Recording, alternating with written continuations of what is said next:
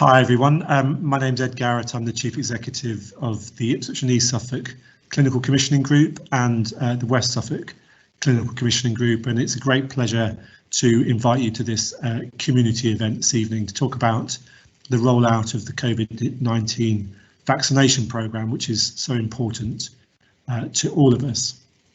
It's a live event, so we're not able to have a verbal dialogue with you, but please do put in any questions that you've got in the chat function.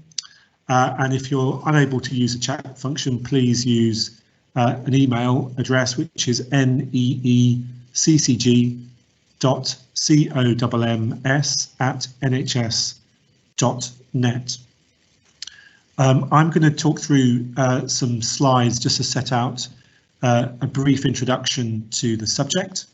And then I've got a panel of esteemed colleagues with me who are really keen to help answer any questions that you've got. And we've got both clinicians and managers. So we've got Melanie Craig, who's Chief Executive of the NHS in Norfolk and Waveny. We've got Dr. Lucy Barker, who's a GP and the clinical director for the Lowestoft Primary Care Network. We've got Ben Hogston, who's the Director of Primary Care Networks in Norfolk and Waveny. We've got Lisa Nobes, who's the Director of Nursing for Ipswich and East Suffolk CCG and West Suffolk CCG. And we've got Dr. Juno Jesuthason, who's a GP in Ipswich and a long-time GP there. In addition, we've got Simon Morgan, who's the Head of Communications in the local NHS, and Simon will be posing your questions to the panel, which I will chair and help people to answer. We may also have other colleagues joining us through the session. As you appreciate, people are working very hard and will make every effort to join in too. So firstly, the vaccination programme is really a huge collaborative effort. It's all about teamwork. So NHS organisations, NHS clinicians, NHS staff have been working with local councils, voluntary community sector organisations and the public to get the programme up and going. It's been a massive effort, and indeed it's the largest vaccination programme in the history of the NHS, and we're doing this at a very, very busy time given the COVID pandemic and the pressures that's putting on all of our services. We started rolling out the vaccination programme in December, and we largely had the Pfizer vaccine there, and we were using that in our hospitals and in a small number of primary care sites. And we now have access to more of the Oxford, the AstraZeneca vaccine, which is easier to transport and enables us to be more flexible in our use of the vaccine, which has been really positive. So this is the task that we've got ahead of us. Our first 4 cohorts are to be vaccinated by the 15th of February, and you'll see those cohorts listed here. So residents in a care home for older adults and their carers, all those over 80 years of age, frontline health and social care workers, all those 75 years of age and over and 70 as well, and are clinically extremely vulnerable individuals. The first big milestone that we've got is to vaccinate care home residents and staff by the 24th of January, which is this Sunday, and we're absolutely committed to doing that. The list below, we don't yet have a time frame set out, but we will wait for that to come through, and we'll be absolutely committed to vaccinating as swiftly as possible. In terms of vaccination sites and the geography for this evening is the County of Suffolk and Northeast Essex, which covers Colchester and Tendring councils, is that we have now 22 sites live. As little as just a week ago, we had a much fewer number. We had about 6 sites up and going, and now we've massively expanded our capacity so we can really accelerate forward. We are hoping to launch a large vaccination centre in Ipswich, in Gainsborough, very shortly, hopefully next week, which will really help the position. And there also, we've got hospital hubs at West Suffolk, Colchester and Ipswich, as well as James Padgett, just over the border in Norfolk, that are vaccinating large numbers of health and social care staff to protect them too. Increasingly, it's going to be important that we consider pharmacy sites to support the programme, and there are pharmacies in Ipswich, in Colchester and Lowestoft that have gone live. And I think as the programme develops, pharmacy will be a key plank of the programme. Obviously, there are lots of issues, and it's important that we hear about the issues and the questions that you've got this evening, so that we can work through them and improve on them. There have been lots of questions about the location of vaccination sites, and obviously people would like a site in every town and village if that was possible, but it's just impractical to do so. We haven't got the resources to do so, and there's strict criteria for the suitability of certain sites from a clinical perspective, so we've had to agree on those sites through the networks of GPs that are working together.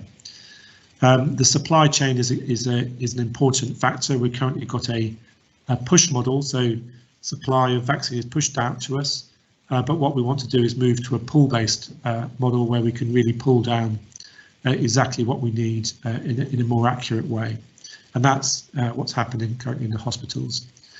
There have been concerns about some of over 70s being vaccinated before over 80s cohort, and typically that happens when we're not able to fill a list for the day. We mustn't waste any vaccine, and so we've gone to our over 70s, and so that's within national guidance, but obviously it creates concerns when we're in that situation.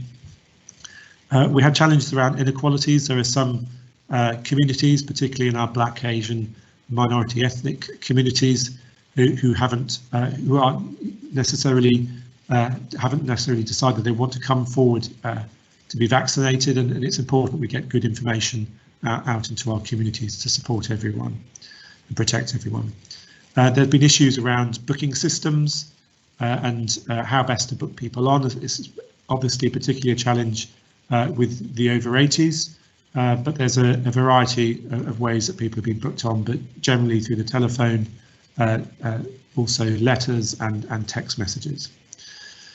And then obviously a lot of anxiety where if you're over 80, or if your parent or your loved one is over 80 and they haven't yet had an appointment, it's a very anxious time, and we're working as quickly as we can now to ensure that people are vaccinated.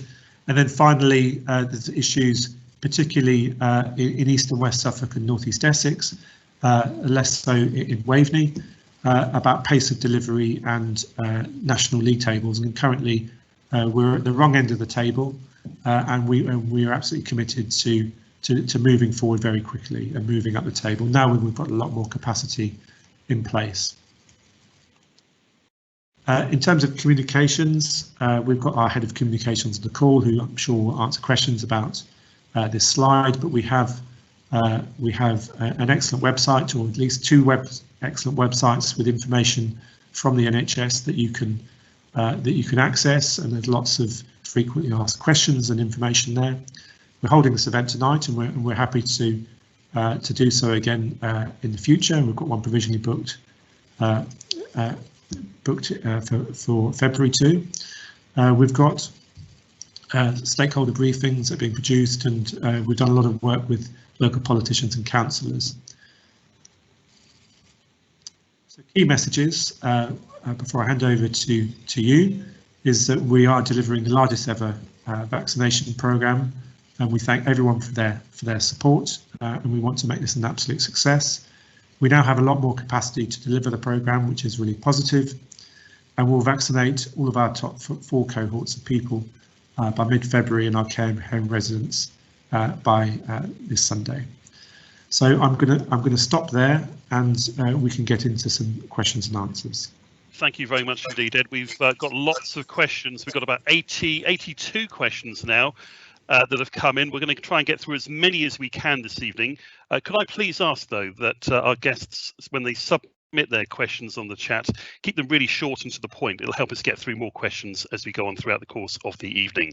So the first question then comes in from Danielle. My nan is in a home with extra care. So they are saying residents have to go to the hub to be vaccinated, but when she has broken her leg, getting her there will prove difficult. She's come this far. I really want her to be given the chance of this vaccine. So it sounds like a statement, but is there anything at all our panel could say in relation to Danielle's concern there about her nan?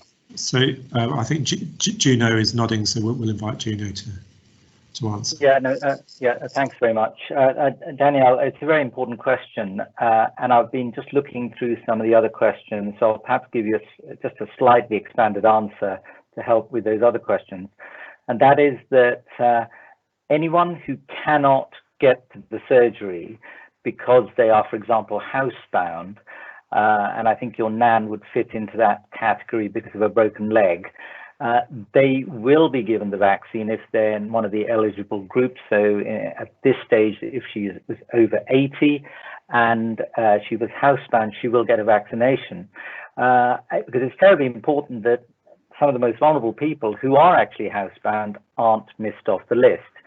But the reason it's not as straightforward as one might think is because it's only the AstraZeneca Oxford vaccine which can really be transported because it doesn't have to be stored at minus 70 degrees, and that's why that vaccine initially was just being used by hospitals with special freezers, really. So as the AstraZeneca vaccine becomes more widely available, then the home visits will start.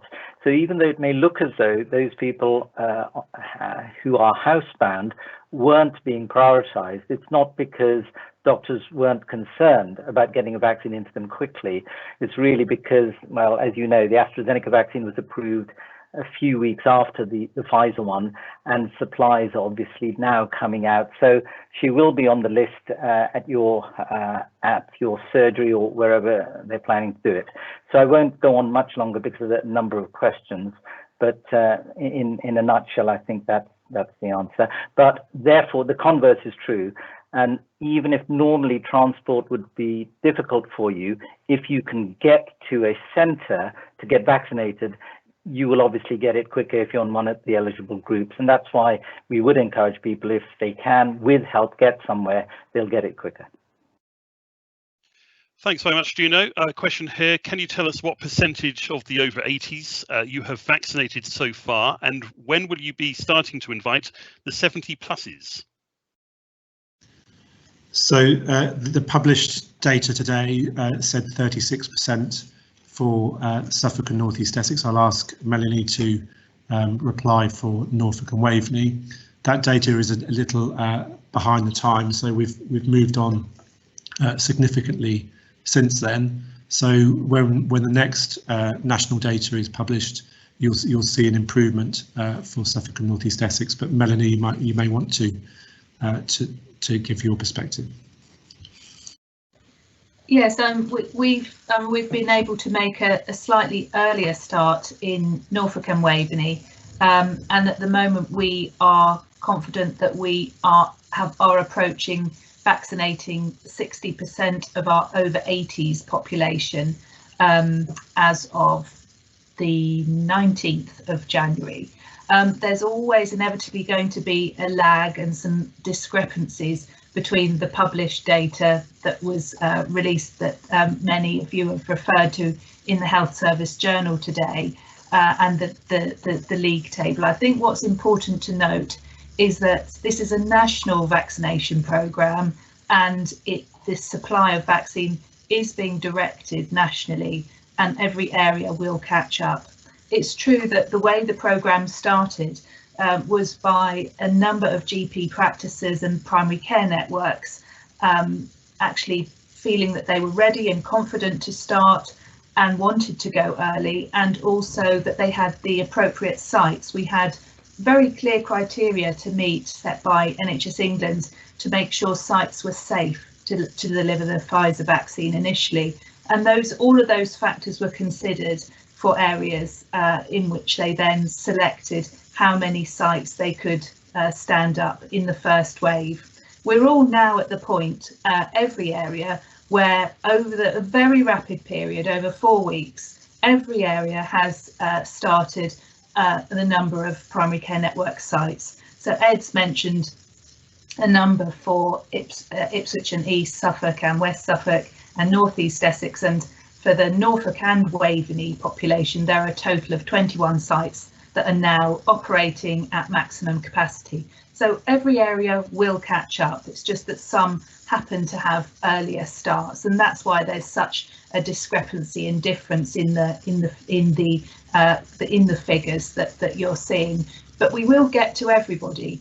And the key point is that we are every member of the population over 80, we will offer a vaccination by the end of January, and we're all planning for that goal and confident around that. And in addition, that we will vaccinate or offer a vaccine to every care home resident in that's an older adult care home residence by just this Sunday, and we're making great progress on both of those two areas, but we will catch up.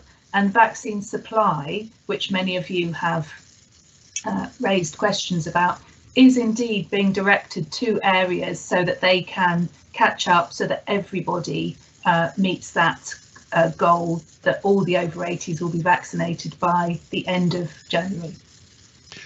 Thanks, Melanie. Some really important messages there for Melanie, so thank you for that. Two questions here, which I'm going to roll into one. They relate to Colchester, so I'm going to ask Hassan to perhaps be ready for these two. Why aren't Colchester GP surgeries being used for vaccination centres? And why don't we have a mass vaccination centre open in Colchester yet?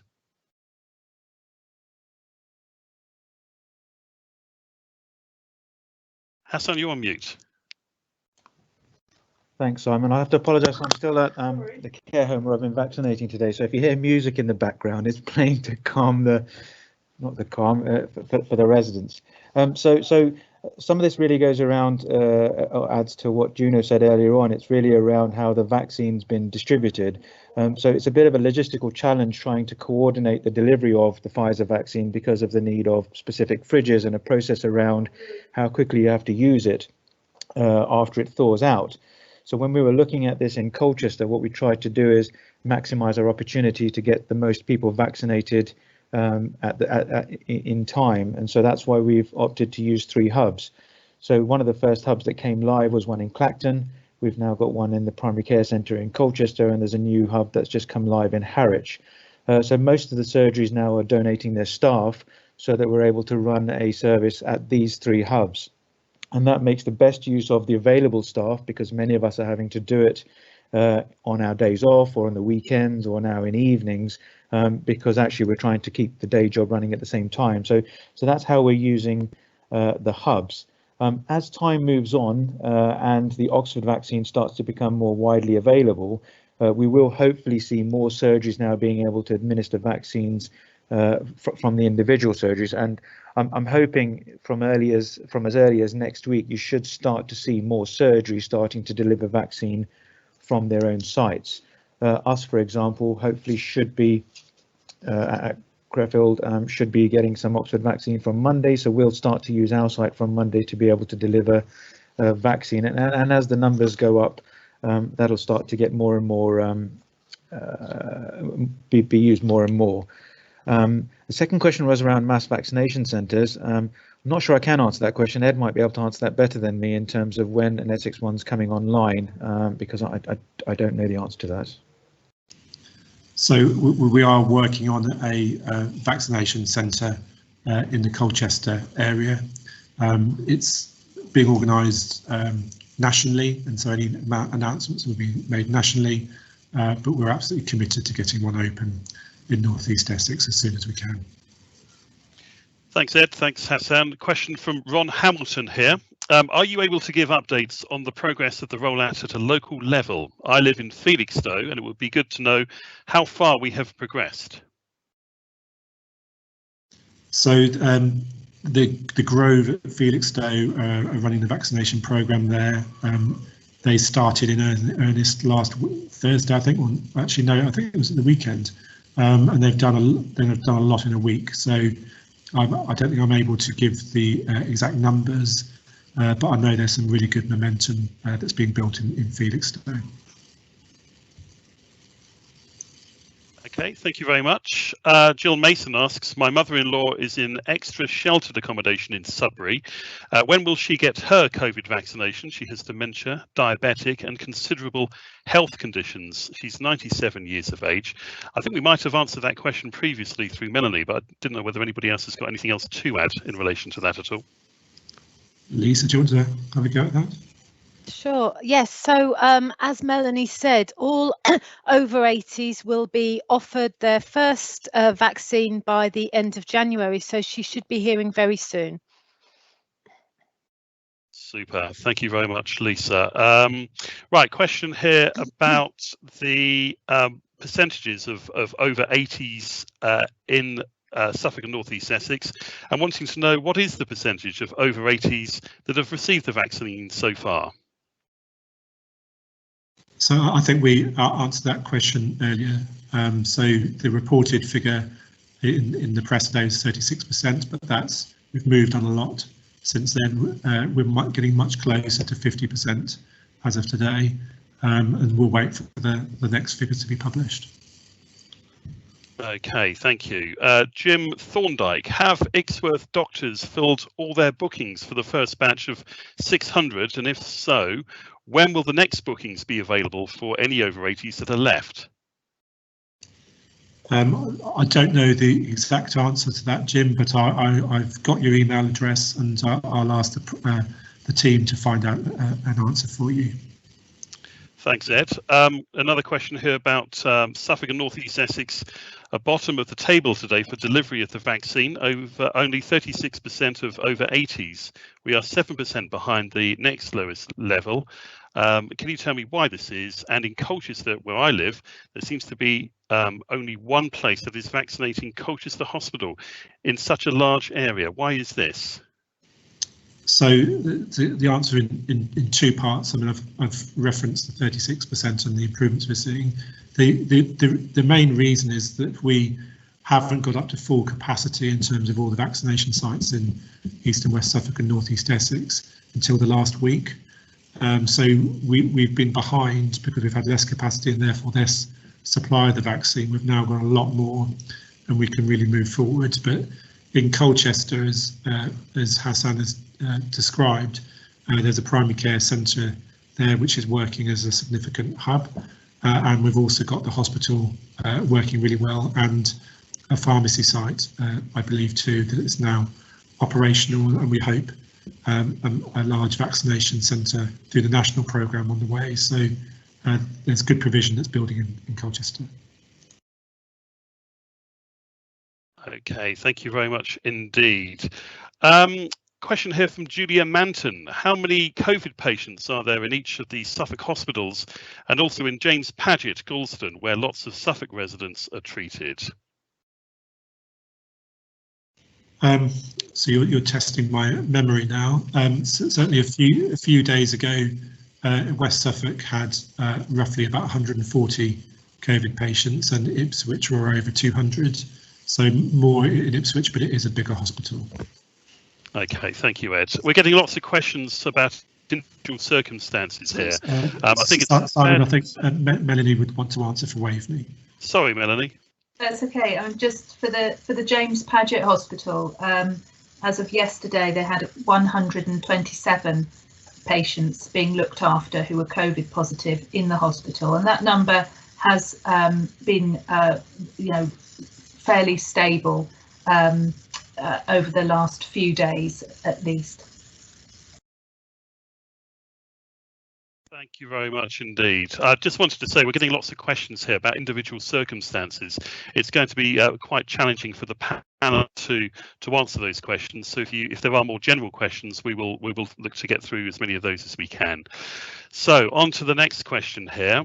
Let me just have a quick look about a question here from initial CM. What is your view as to why the virus is being spread increasingly in stores? I'd imagine this is in shops that this question relates to. So what is your view as to why the virus is being spread increasingly in shops and in stores? Who could take that question? Lisa. Thank you. I think all I'll say is that in Suffolk we have a health protection board which is led by our Director of Public Health in Suffolk, and we look at different environments, retail, different places where we know that COVID is being transmitted and where we've had outbreaks. And one area that we have been focusing on recently has been supermarkets, and we've been really incredibly helped by our trading standards colleagues and our county council colleagues who have been visiting supermarkets and smaller retail shops to make sure that social distancing, masks are being worn, and all the guidance, the national guidance, is in place. But there have been some issues with smaller retail shops, but our Director of Public Health is certainly on top of that and is very aware and driving improvements in those areas. Thanks, Lisa. Question from Chris Goldsmith here. What is the plan to fill empty available slots at short notice? It's Lucy. I'm happy to take that if you like. Dr. Lucy from Lowestoft. There are sometimes slots left at the end of the day, and I know that this vaccine is extremely precious and it's a privilege to be giving it. So I know that all my clinical colleagues across the patch share the view that no vaccine should be wasted. We all have a supply of frontline health workers, for example, that are ready to come down at short notice at the end of the clinics. And that's what we regularly do to use up any extra doses where people have not turned up in the day, for example. So the questioner can be rest assured that there aren't any wasted vaccines. Thanks, Lucy. Another question here. What are the criteria to which surgeries are working to call patients to have the vaccination? What are the criteria to which surgeries are working to call patients to have the vaccination? Who's able to answer that one? Hassan? So I can answer it, or try to answer it, Simon. So basically, we're prioritising the groups as per Ed's earlier presentation. So at the minute, it's over 80s that we're focusing on. So I know there's been media correspondence about starting to invite 70 pluses, but at the minute, what we're focusing on is trying to make sure we have vaccinated all the over 80s. So all surgeries should be contacting everyone in that range. Where it gets a bit technical is that we're using some technology, so we've been sending mass text messages, but for those people that don't have mobile phones, we've been having to use people physically phoning up, and if there's no phone number or we're not able to get through, they're having to write. So that's probably the reason why delay is coming about. But at the moment, we're focusing on over 80s and then working our way down the list, as it were. Thanks, Hassan. Question here from Ahmed. Can an elderly person be vaccinated at home to protect them from the dangers of going outdoors? Hassan. So it's pretty similar to the question we got asked before. I mean, the short answer is yes, they can be vaccinated. The protection thing is really a whole nother issue. But yes, they can be. But as Juno said earlier on, because of the way the vaccine has been delivered and our use of Pfizer vaccine as opposed to Oxford at the moment, we're focusing on people that can get to the test centres or surgeries, or focusing on areas where we've got large clusters such as care homes. But once we're able to, once the supply of Oxford vaccine starts to become more readily available, surgeries will start planning to vaccinate the housebound. Okay, thank you. Question from Caroline and at Woodbridge Town Council. How can you improve the telephone system for vaccine application where people have to wait hours on phones, on speakerphones, to book a slot for the jab? Question there about booking on the telephone systems. Any of our panel might be able to answer that at all. Ed. I think that might relate to the sites being run by the Suffolk GP Federation, and I know that they've doubled their telephony capacity in the last 2 days, so there's much more capacity there to answer the phone more promptly. So hopefully people in the communities will see an improvement. Okay, thank you very much indeed. I'm just going through some of these questions here, just trying to pull out the questions. We've got so many of them where we haven't perhaps repeated or we haven't asked similar questions previously. So please do continue sending your questions in, and I'm just going through them now. Question here from Anne Fleming. How many sites are delivering vaccines in the Halesworth area? How many vaccines have been delivered to local residents? I think we're in probably a similar position to the question that we had similar to that previously. We might not be able to answer that one. Ed? No. Okay. A question about what is the push model? Simon, it's Melanie should answer. That's in her patch. Sorry. I'm happy to answer that. It's Melanie here. Yeah, so we're at the early stages of the vaccination rollout in the South Waveny area, and the 5 GP practices, that's Bungay, Beccles, Kessingland, Halesworth and Southwold, Raiden, Solbay, have grouped together to form one team of primary care networks. Now, they, as I mentioned earlier, we had to ensure that the site we chose fitted the NHS England criteria for safety reasons. And so initially at this stage, the Solbay GP practice has been selected as the designated site to vaccinate the South Waveny population. We needed to have somewhere very spacious, particularly because we're delivering the Pfizer vaccine, which has certain characteristics, which means it's a very fragile vaccine and can't be transported, so has to stay in one site. So that was the initial programme. There is masses of transport available from the community and taxis that are also being funded by the local councils for people that need transport to get to the Solbay site for people in Halesworth.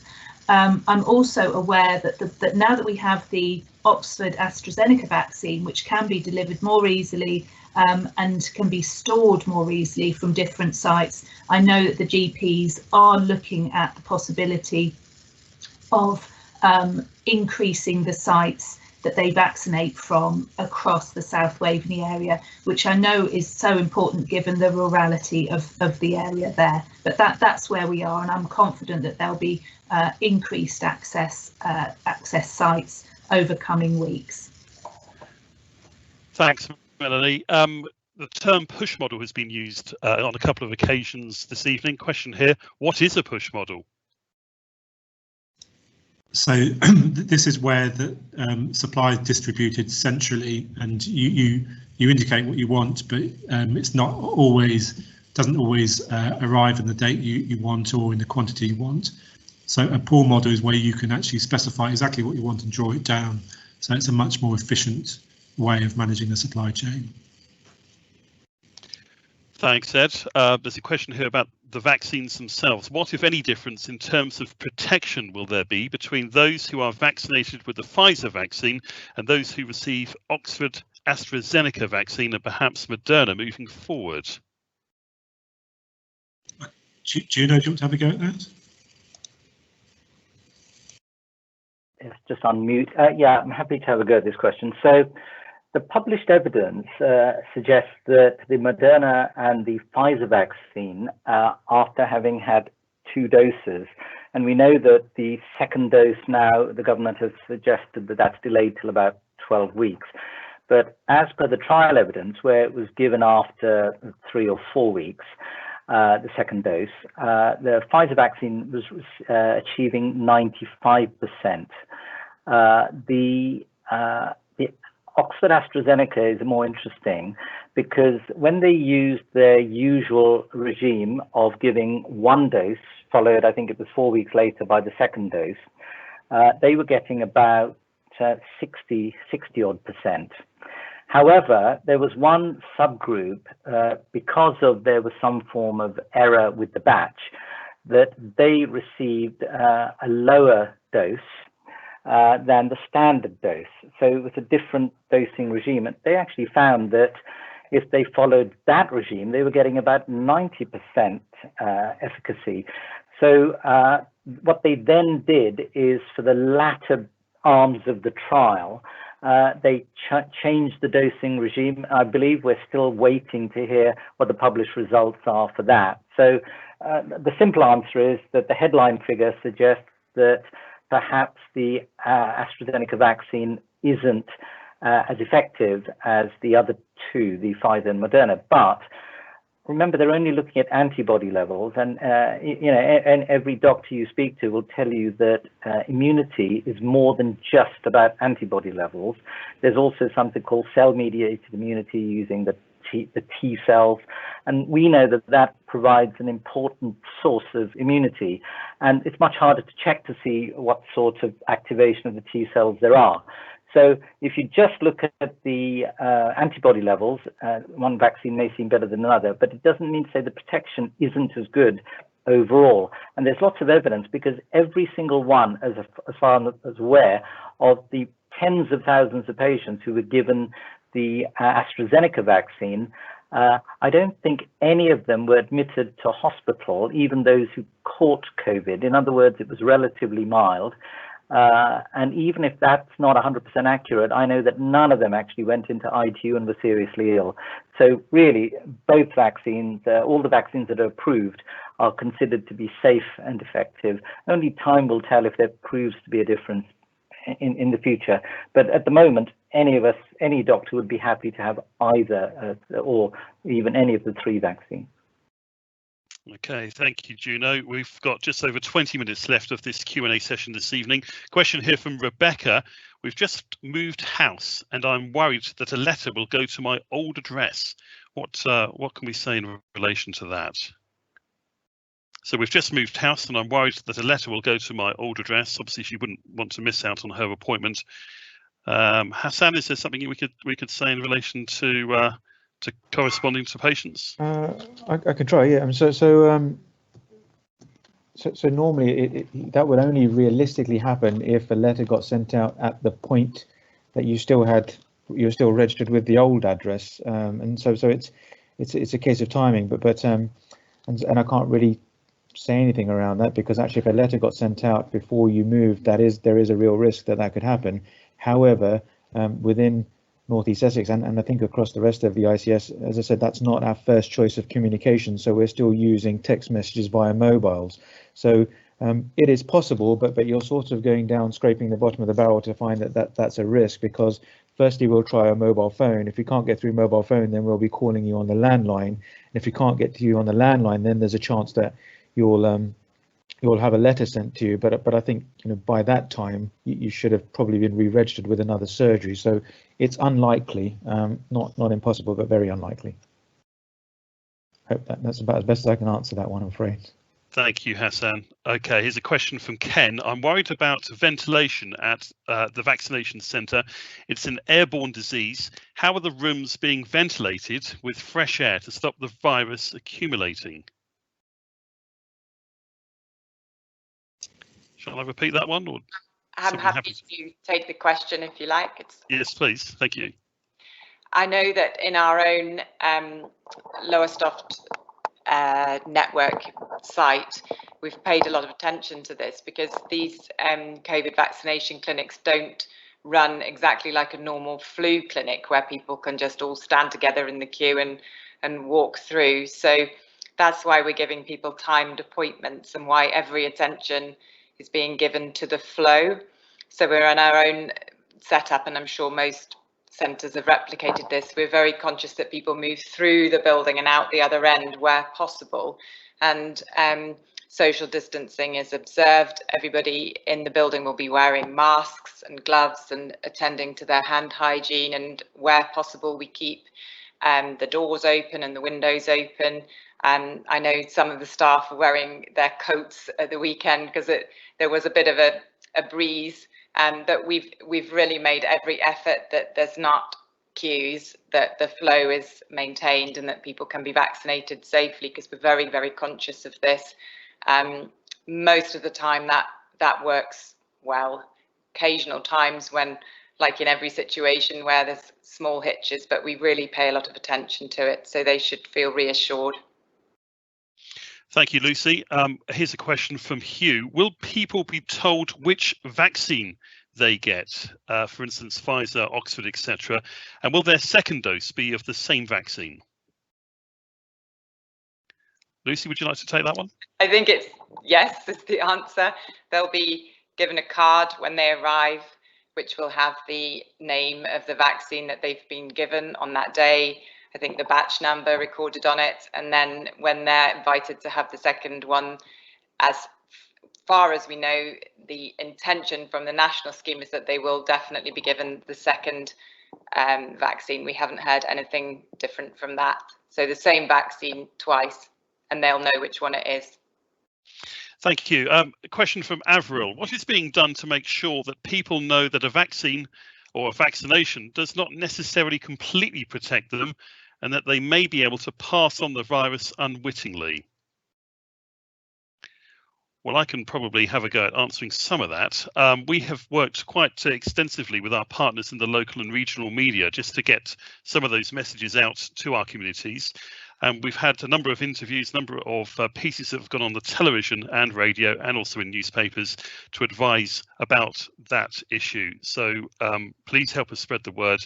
Also look on our website as well, where we have details about the vaccination and about its effectiveness after a certain period of time. But I don't know whether anybody else would like to comment further about that at all.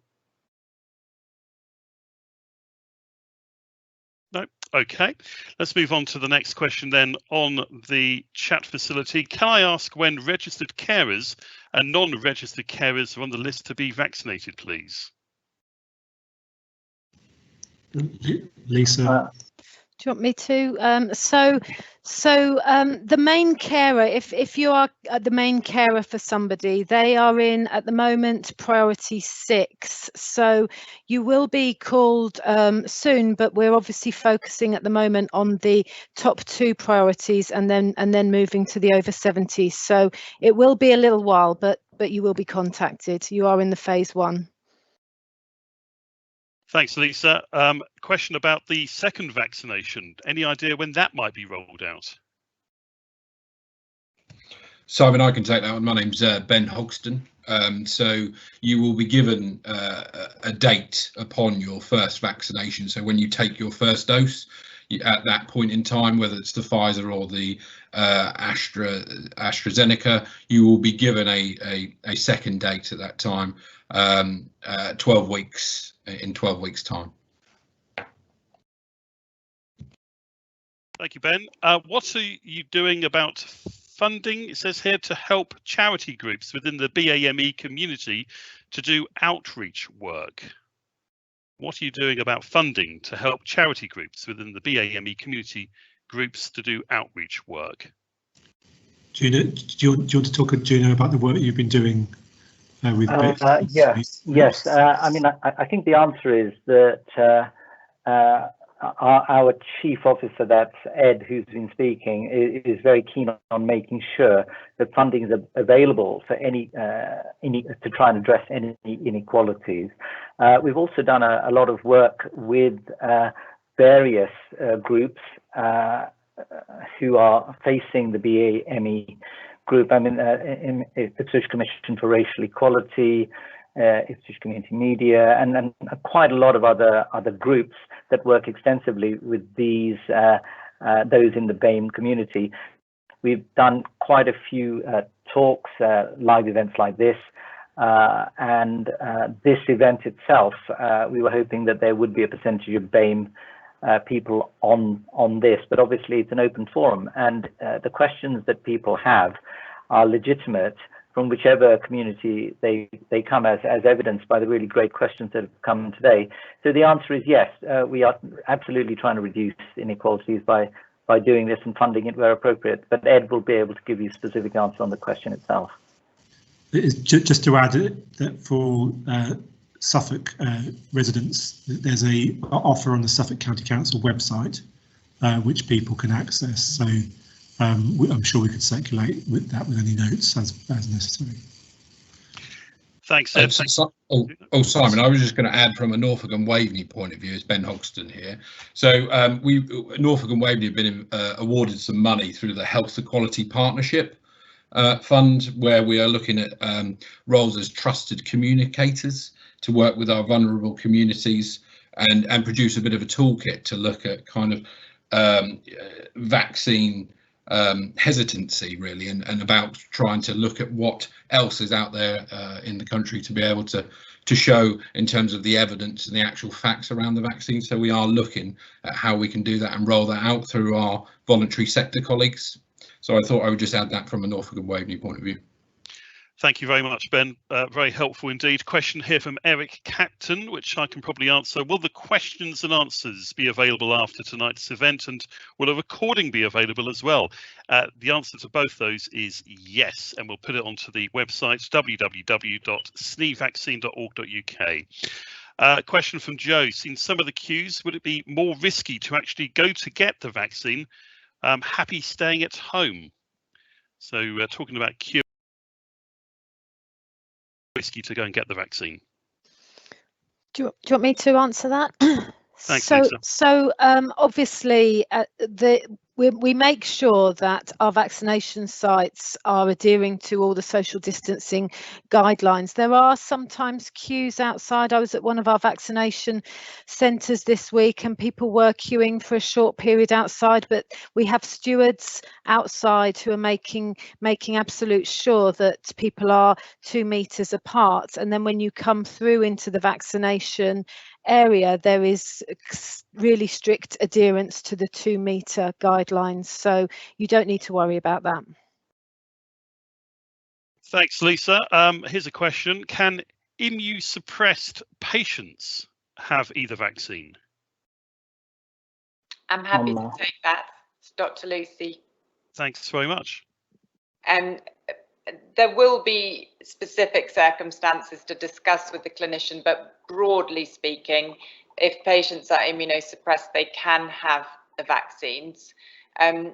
One thing that we're being told to say, though, is that if you're immunosuppressed, there's a possibility that the vaccine might not give such a robust response as to a non-immunosuppressed person. So for that reason, you will get some immunity, but it might be slower or slightly less quick to develop, and less strong than another person. So the advice is to continue to do your social distancing and careful hygiene after you've had it, but it's still worth having. And there are very few contraindications to having the vaccine, but individual cases obviously will be discussed when they attend the vaccination site or on the phone beforehand when the appointment is made.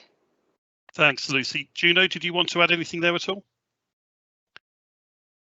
Yes, a couple of points really. The first is that some people are worried that if you're immunosuppressed, that the vaccine might be dangerous to have, and the answer is no.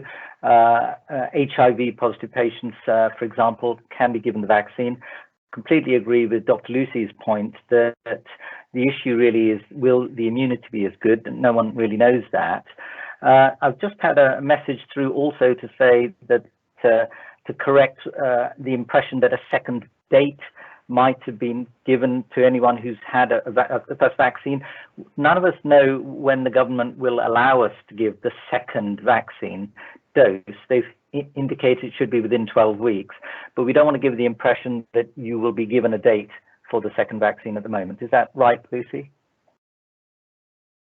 Yeah. I'm lip reading. Yes, thank you. I think some areas they are giving an appointment for the second dose, but there is a risk that if the national guidance was to change, or if the push-pull model meant there weren't vaccine supplies, that those appointments might have to be rescheduled. And what I'm certain of is that people will be given second doses, and the general public should be confident that that will happen, and that will happen at the moment within 12 weeks. I think that might change, but we're onto it. We're following the rules from a national perspective here, but I do understand there's been a lot of questions in the chat, haven't there, about the timing of the second dose, and I think that we all understand the stress and worry that people feel about the second dose issue, but we as an organisation have to follow the strict guidance, don't we, from the what we've been given, and that's what we're working with at the moment, the 12-week maximum interval. Okay, thank you very much indeed. Here's a question from Sue, and it relates to Aldborough. What arrangements can be made for Aldborough patients attending at Woodbridge to improve waiting times queuing for elderly or disabled people who have mobility standing difficulties, particularly those who don't have anyone to stand in the queue for them? An hour is too long for these people to stand, made worse depending on the elements. Don't know, Lisa, whether you can take that one. Yeah, sure. And I'm really sorry if anybody has had to wait an hour in the elements at this time of year outside in a vaccine queue. We are, some of these sites are quite newly opened. We are getting slicker and getting the flow much better. So I'm really hoping that nobody will have to wait an hour outside going forward. But I would suggest if anybody is unable to wait outside because of mobility problems, then they need to discuss that with the steward, and I would hope that some seating would be made for them inside. Okay, thanks, Lisa. Question here about volunteers. How are we using volunteers as a system is the question. Who would like to answer that? Lisa? So we've had an overwhelming response from our communities to volunteer at vaccination sites, in the community transport and all different areas, and we're incredibly grateful to communities coming forward.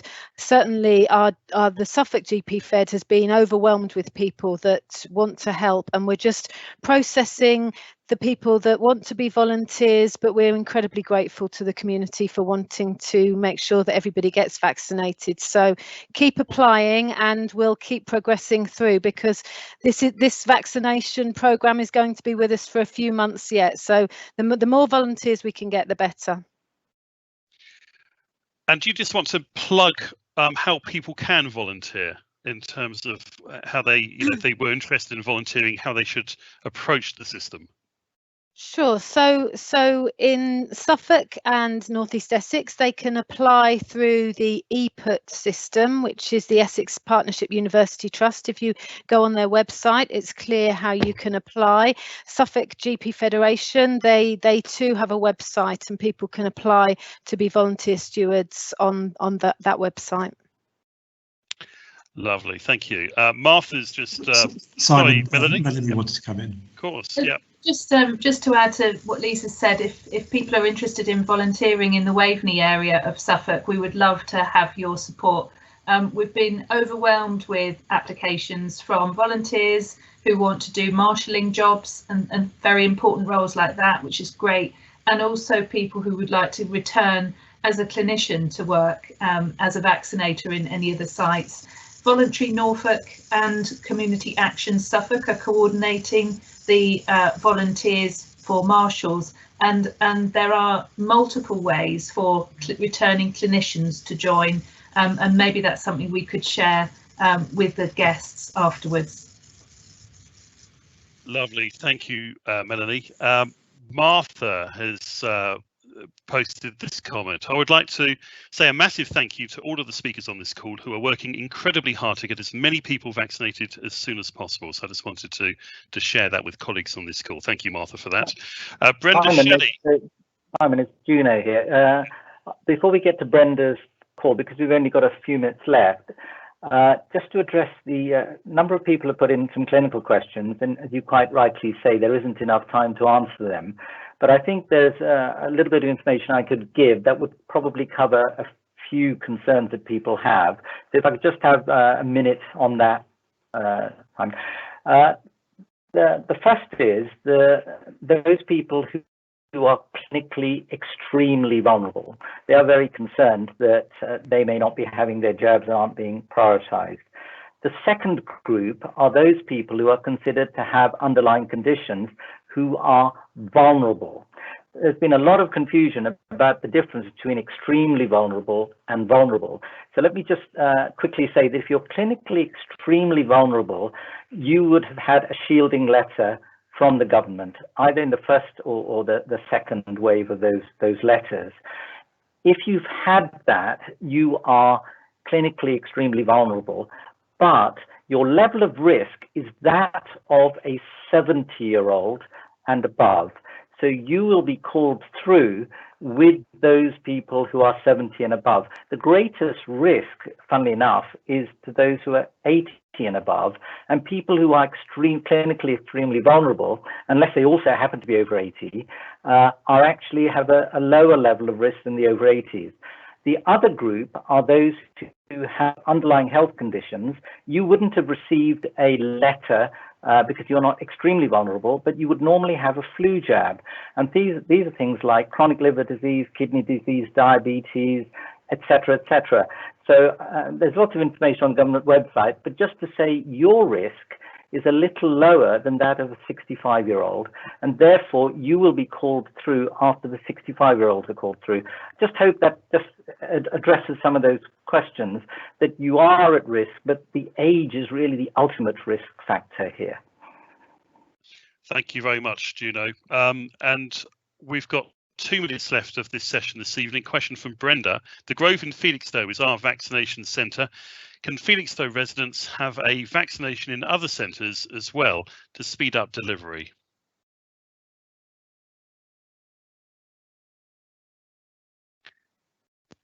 Who's able to answer that one? Lisa? I think the thing I would add is that our vaccination centres we have one going live next week, and there will certainly be a choice for people if they would prefer to go to that vaccination centre in Ipswich rather than the Felixstowe surgery. Thank you. Thank you very much indeed. So we're just approaching 7 o'clock. I'm going to hand over to Ed and to Melanie just to finish the session today and to thank everyone for listening. Yeah, thank you, Simon, for comparing, and more importantly, thank you for everyone on the panel for the contributions and all the questions and input we've had from the communities. It's greatly appreciated, and we all learn a lot doing these sessions. So if they're useful, we'll obviously do more in the future. And I think it's really important that we talk honestly and we keep you in the picture of how we're progressing. So thank you very much. I'll hand over to Melanie. Yeah, thanks, Ed. I just want to echo what you've said, really, and really it's wonderful that people have given up their time tonight. Really appreciate it. Thank you so much for that. And I know this is a very stressful period. People are worried about when they're going to hear something. We will get to you. We know where you are. We will get to you. And you know, the commitment is absolutely there from us to roll out the vaccine as fast as possible. So thank you all very much indeed for your support.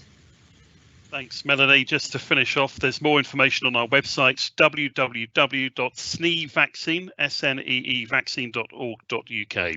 Have a good evening. Bye-bye.